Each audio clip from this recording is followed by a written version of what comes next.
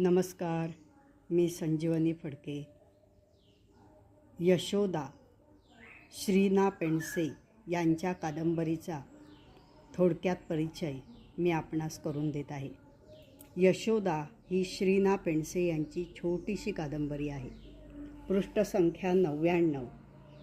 Continental प्रकाशन पुणे यांनी ही प्रकाशित केली आहे. म्हणूनच 99 पृष्ठसंख्या आहे, म्हणूनच तिला कादंबरिका म्हटलं असावं.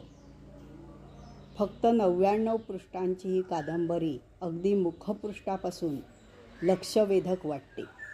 माडाच्या बुंध्याला बिलगून आक्रंदन करणारा स्त्रीचा चेहरा पाहतो तेव्हा वाचक म्हणून वाचनाची उत्सुकता जागी होते. कादंबरीची सुरुवात होते मुंबईहून काका गावाकडे यायला निघतो त्याने. एक एक बंदर पार करत तो येतो.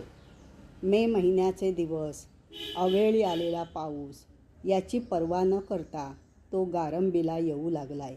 चालत. कशासाठी? तर यशोदेला पाहायला. डोळ्यांचे ऑपरेशन उत्तम झालं, आता चांगलं दिसायला लागलं, तर मोठ्या झालेल्या यशोदेला पाहण्याची ओढ लागली आहे. चालता चालता त्याचं मन रंजनात गुंतलं आहे. यशोदा सुंदर दिसते असं ऐकलंय. तिला पाहून 10 वर्ष झाली आहेत. तिला पाहायची. तिचे डोळे, तिचे पिंगट केस, तिचं रूप याची सारेजण स्तुती करत असतात. गारंबीची लेक म्हणून सर्वांनाच तिच्या सौंदर्याची भुरळ पडली होती. तिच्या सौंदर्याविषयी प्रत्येकजण काकाला सांगत असे. तिला प्रत्यक्ष पाहावी असं काकाला वाटत होतं. ती आता लग्नाच्या वयाची झाली आहे. तिचा नवरा कसा रुबाबदार, तालेवार, श्रीमंत असायला हवा. काका मनातल्या मनात काही आडाखे बांधत होते, स्वप्न पाहत होते. वयात आलेल्या यशोदाला टेंबवलीकरांनी मागणी घातली, पण अण्णांनी खोडा घातला. अर्थातच अण्णांपुढं कुणाचं काहीच चालत नसे. त्यामुळे यशोदेच्या लग्नाचा विषय मागे पडू लागला. काका डोळ्याचे ऑपरेशन करून गारंबीत घरी येतो तेव्हा यशोदा पुढे येऊन आपलं स्वागत करेल अशी त्याची भावना असते. पण यशोदा पुढे येत नाही. मोठी झाली म्हणून लाजत असेल अशी काका मनाची समजूत घालतात. मात्र नंतर यशोदेच्या सौंदर्याच्या, दिसण्याच्या चर्चेपेक्षा तिच्याविषयी भलत्या सलत्या गोष्टी काकाच्या कानावर येऊ लागतात. यशोदा मोहाला बळी पडली होती. तिच्या लग्नाच्या विषयाऐवजी तिच्या वागण्याची चर्चा होऊ लागली होती. काकांना वाटे हे सारं सहन करण्यापेक्षा जीव द्यावा. यशोदा कुणाच्या मोहाला बळी पडली हे तिच्या तोंडूनच बाहेर पडावं यासाठी अक्का यशोदाचा जीव नकोसा करत होती. पण ताई मात्र यशोदाला पाठीशी घालत होती. यशोदेची परवड तिला सहन होत नव्हती. यशोदा प्रकरणावरून गाव आता घराला वाळीत टाकणार याची भीती काका, अक्का यांना वाटत होती. नाईलाजाने यशोदा हे सर्व निस्तरायला पंढरपूरला जायला तयार होते. पण हे काम अण्णांचं आहे याबद्दल चकार शब्दाने बोलत नाही.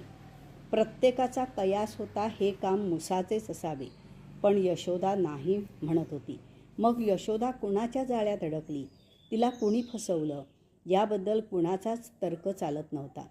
पण यशोदा अण्णांचं नाव मात्र घेत नव्हती. असं का? अण्णा शेवटी यशोदेचं लग्न विठोबाशी करून देण्याचा निर्णय घेतात. ताई वगळता सगळीजणं सुटकेचा निश्वास टाकतात.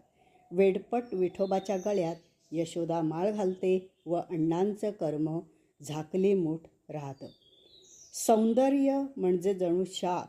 त्यातही खेड्यातली मुलगी असेल तर आणि अवतीभवती केवळ उपभोग घेणारे लांडगे टपून बसले असतील तर बघायलाच नको. सौंदर्य व तारुण्याच्या उन्मादात बेभान झालेली यशोदा तरुण वयात कसं जपून वागावं ह्याचं भान राखत नाही. क्षणिक मोहात अडकते आणि आयुष्याची परवड करून घेते. यशोदा ही स्त्री आहे. ती यात होरपळून निघाली. मात्र अण्णा सगळं काही करून सवरून नामानिराळे राहतात. अगदी पूर्वीपासून असंच घडत आलं आहे. याचं वास्तव चित्रण ही कादंबरी करते. तारुण्यात प्रवेश करताना मुलींनी कसं वागू नये याची शिकवण खरं तर ही कादंबरी देते.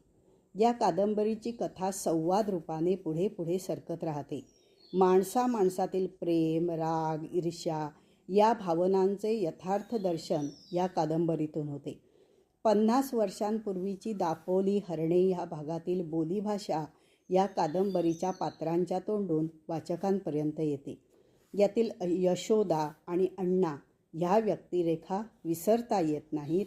अधूनमधून आपल्या आजूबाजूला अशाच घटनांमधून या व्यक्तिरेखा भेटत राहतात.